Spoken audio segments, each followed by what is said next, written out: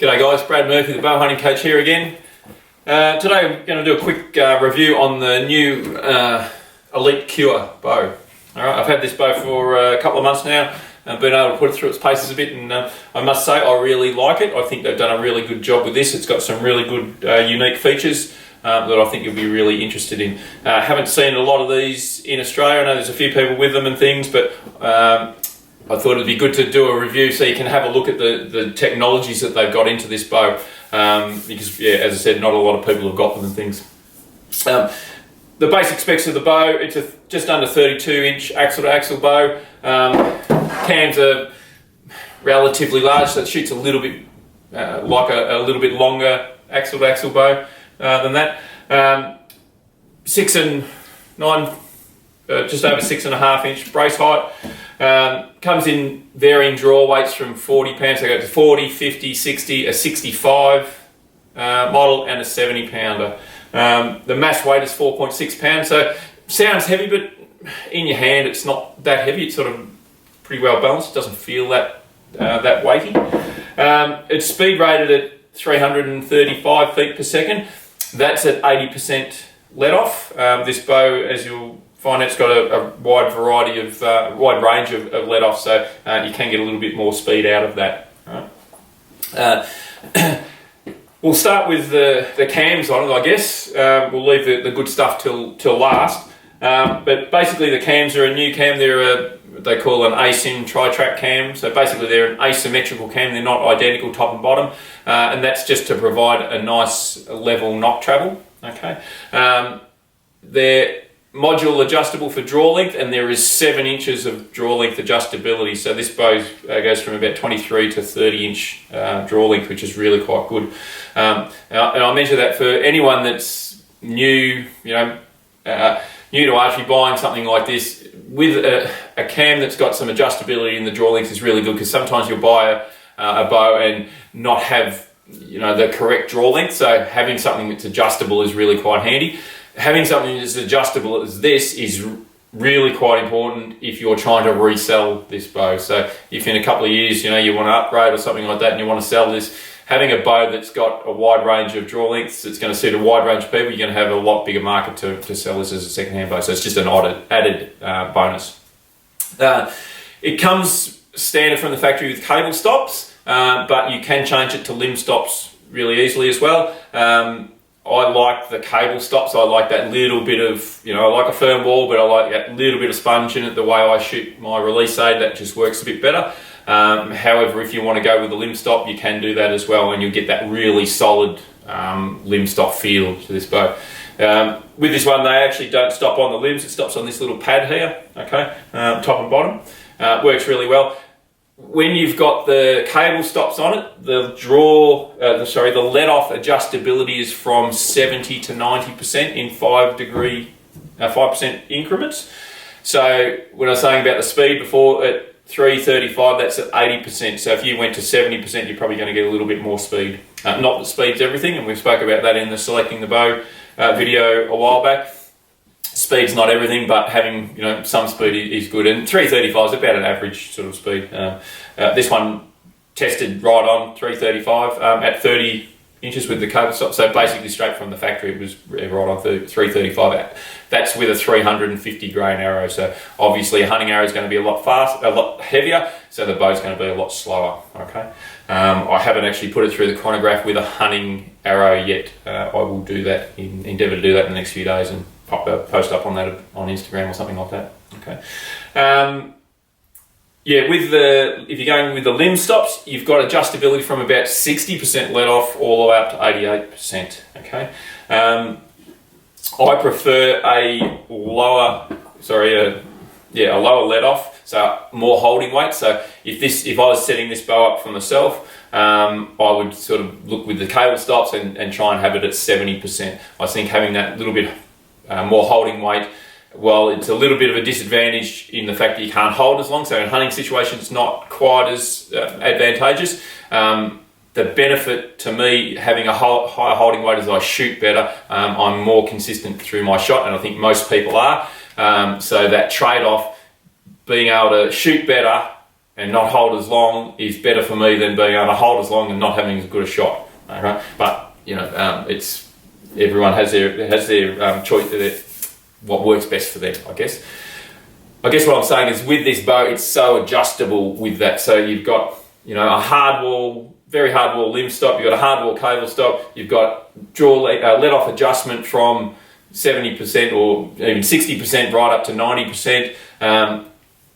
Module draw length from 23 to 30%. It's a really adjustable cam. Okay, really, I can't say give it enough high praise for those sort of things. You're really able to fine tune it in to get your exact draw length, the exact feel you want, the exact holding weight that you want. Really quite good. I think it's really a really good bow in that regard. All right. The big thing with these Elite bows, this one and the Result, which is their sort of 3D bow, or their longer axle to axle bow, is what they call the simplified exact tuning, which is the set technology. Okay, and basically what that is there's a couple of little screws here, top and bottom. Okay, and that basically adjusts, it pivots the pocket. Okay, so if I screw that one way, it's going to pivot that pocket one way or the other way, which in turn moves the cam. So it's basically changing the lean of the cam, which is what you do when you're yoke tuning a bow. Okay, so when you're yoke tuning, if you're twisting up one side, you're basically inducing some lean in the bow, and that's to get a bullet hole through paper, right, or to get that arrow flying out of that bow straight. So with this bow, when I got it, I took it out of the box, put a side on, put a rest on, came with the rest actually, put a D-loop on, shot through paper, and I was getting a right tear. Okay, so what I needed to do then was basically just loosen off. There's a locking screw in there. I loosened it off. Then on here, you won't be able to see this quite easily, but there's an arrow for a right, you know, which way to twist it if you've got a right tear and which way to twist it if you've got a left tear. I just twisted it to the right a couple of times, top and bottom, all right, small twist, shot it through again, was getting a little bit better but not quite there, did it again. So within 4 shots I had a bullet hole, all without using a bow press and all without leaving the spot that I was. I just had, you know, picked up an arrow, shot it, adjusted it, shot that arrow again, adjusted it, got a bullet hole within 4 shots. It's really simple to do. Okay. If you have a look now, I'm just going to do a quick video of in reverse. Basically, I'll start, because this has got shooting a bullet hole now. I'll show you that shot. We'll adjust it, shoot it again, and you'll get to see what it's like. Okay. So this is just an example of how the set technology works. Okay. I'm doing it in reverse though, because I've already had a bit of a play around with this bow.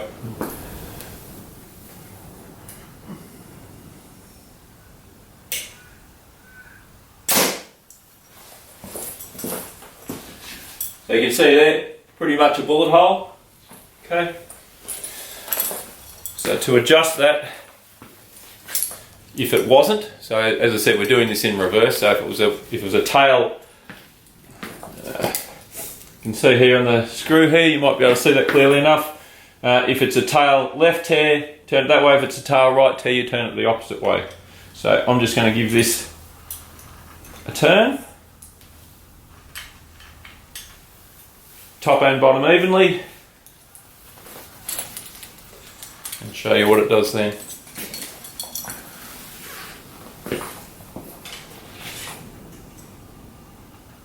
It's really quite a handy piece of equipment. You don't know bow press, not yoke tuning, anything like that.